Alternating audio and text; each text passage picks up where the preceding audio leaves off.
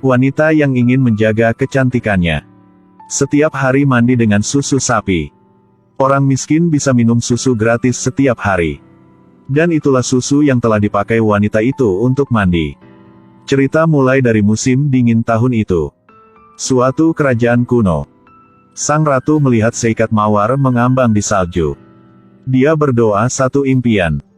Berharap ketika bayinya dilahirkan, akan memiliki kulit yang putih seperti salju.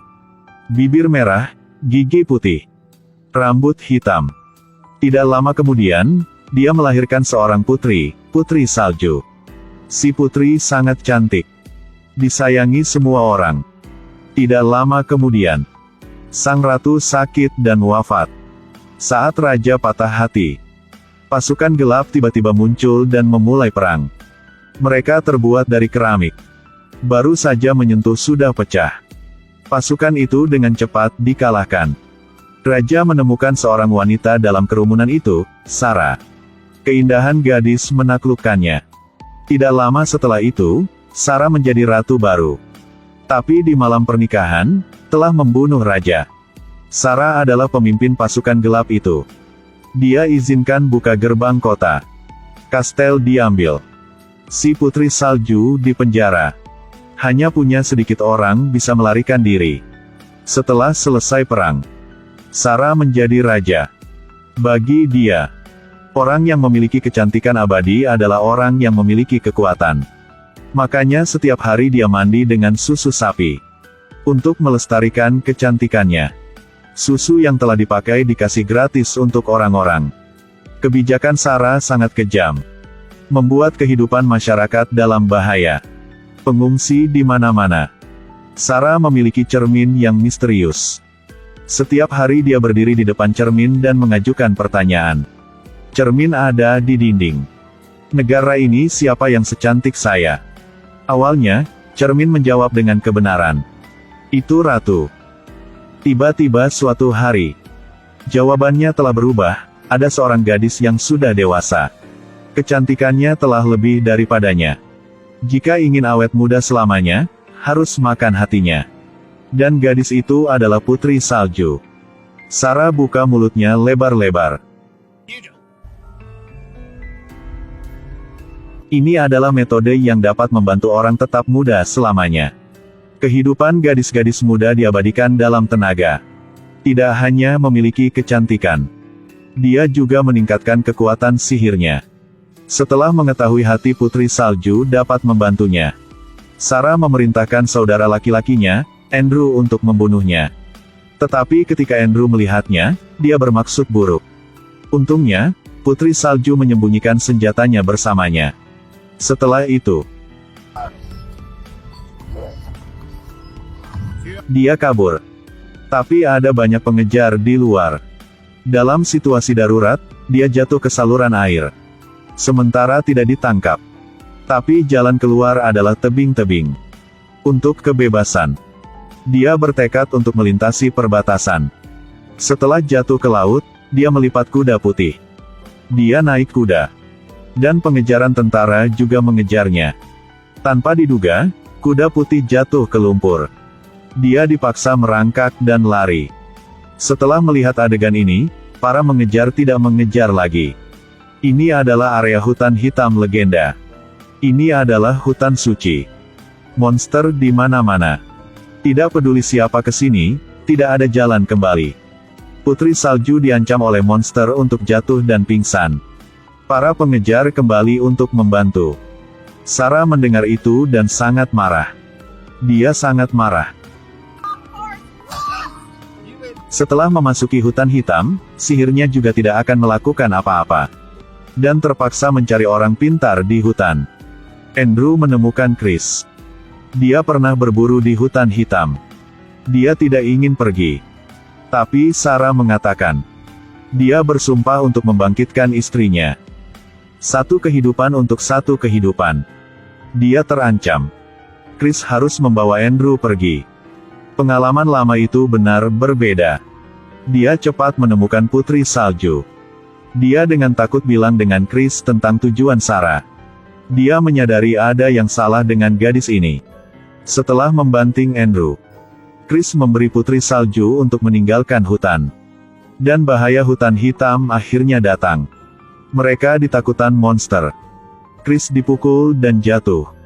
Saat berbahaya, Putri Salju berteriak dan kendali monster itu. Mereka saling menatap.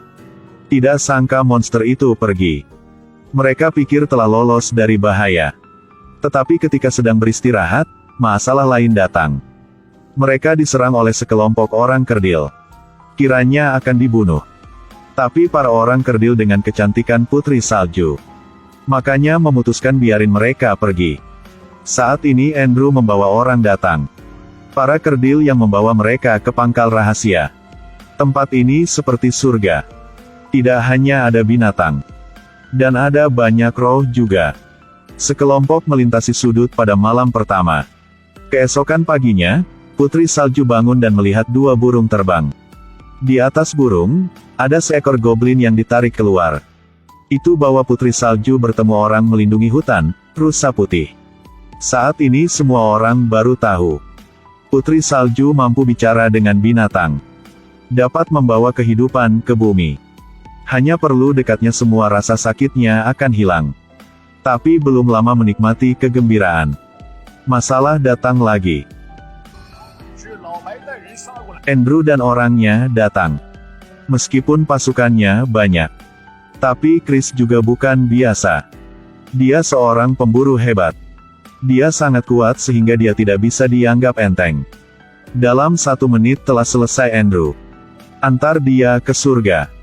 Sarah di kastil yang jauh tampaknya juga merasakan. Kekuatan kaisar bisa hancur. Sarah bertekad untuk mengambil tindakan sendiri. Keluarga Putri Salju dibunuh oleh Sarah semua. Untuk balas dendam, dia melintasi semua kesulitan. Meminta teman dekat ayahnya untuk membantu. Tapi Putri Salju tidak tahu bahwa Sarah juga merencanakan langkah selanjutnya. Dia berubah menjadi seorang yang sangat dicintai Putri Salju Karl. Kasih dia apel. Putri Salju keracunan. Sarah berubah kembali bentuk aslinya. Sekarang dia telah menjadi seorang nenek tua. Ingin mengambil hati Putri Salju. Sedang ingin bertindak tiba-tiba Chris datang. Sarah tahu bahwa dia tidak bisa bertarung, jadi dia berubah jadi burung. Kali ini dia juga luka. Untuk mengambil kekuatannya, dia ambil jiwa seorang lagi.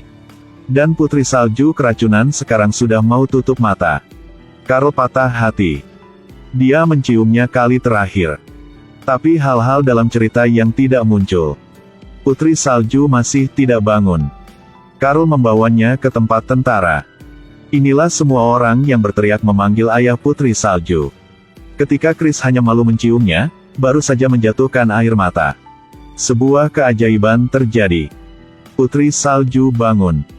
Semua orang merasa sulit untuk percaya. Tapi ini juga memperkuat keyakinan mereka bahwa Putri Salju adalah dewa yang bisa menjatuhkan Sarah. Setelah semua sudah siap, Dai memimpin semua ke kastil.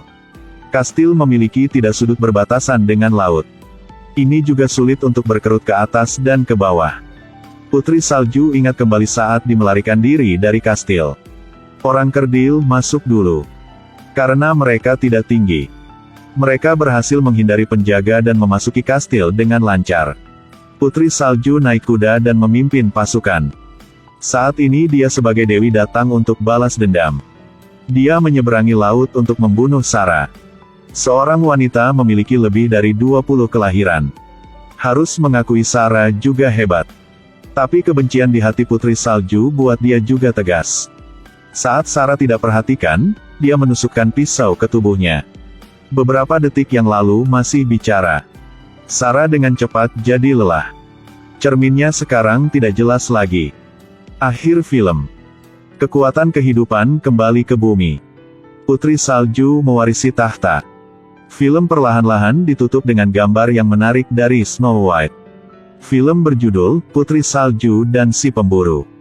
Tidak sama dengan cerita rakyat yang sering kita dengar. Orang yang membantu putri bangun, bukan pangeran. Malah si pemburu. Filmnya masih ada bagian lanjutannya. Berjudul, Si Pemburu, The Inter Breakout. Video berakhir di sini. Terima kasih teman-teman. Sampai jumpa lagi.